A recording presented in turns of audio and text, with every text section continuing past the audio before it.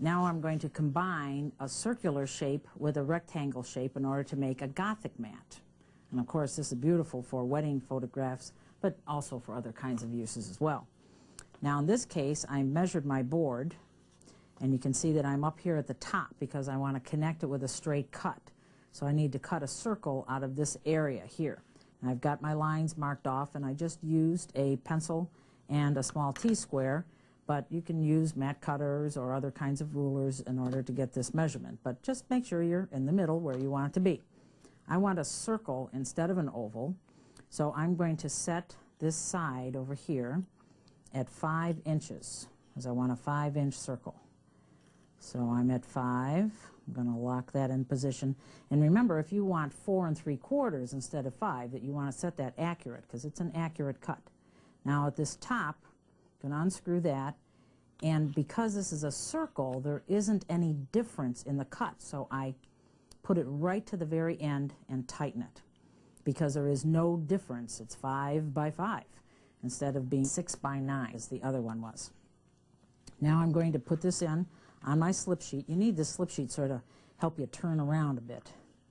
Get your lines marked up again, or lined up again here. Get those little marks in position. It helps to be on a table that you can see down on so that you can get in position correctly. If the table's up too high, then you're not going to be able to see where your marks are. Give this a good push in here, because the push is important. You're getting those little pins in place. Make sure your cutter is set so that the blades are not, the blade is not into the mat board yet, okay? You can start at 2 o'clock over here and start to go around. Now go into your first gear. You're starting to make your scratch on the board. You can see where you are. Now go into the second gear. You're cutting your first bit of board. Keep your thumb in position. Make sure you keep those little pins in the board. That sometimes you let go of that and then you'll lose your place.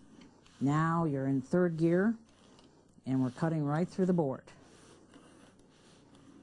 Okay, and there is our circle.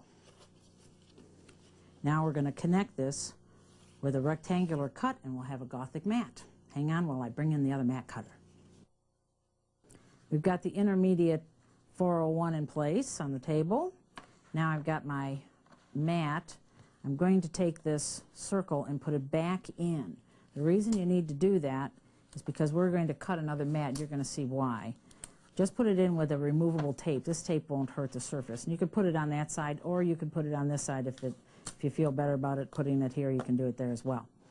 Now I do have to connect this line because I'm going to need to pay attention to my stop and start lines on here, depending on which mat cutter you're using. So a pencil line. Now I've got mine real strong. You don't have to make your pencil lines that strong. We're going to put this in face down in the cutter. I've got my slip sheet here. I've got my mat guide set for 2 inches because I'm going to cut these 3 side cuts. Put my mat cutter on, line up the little line there. We're all familiar with our little silver marking. And stop down at the bottom, lift up the head. Now 3 sides are going to have the 2 inches, but the top one, depending on where you want the cut to come in on your circle for your design, I've got mine coming in at exactly half. Okay, all right, I'll slide there a little bit, but just got to hold it still. Now I've got this 4-inch cut to make. I'm going to just take the mat guide off and set this in. I've got my pencil marks there. Still got my slip sheet in. Always use a slip sheet. Set this in place. Get your pencil mark lined up. Go straight across. Lift it up. Now, bring this around here. And now we've got the perfect Gothic mat.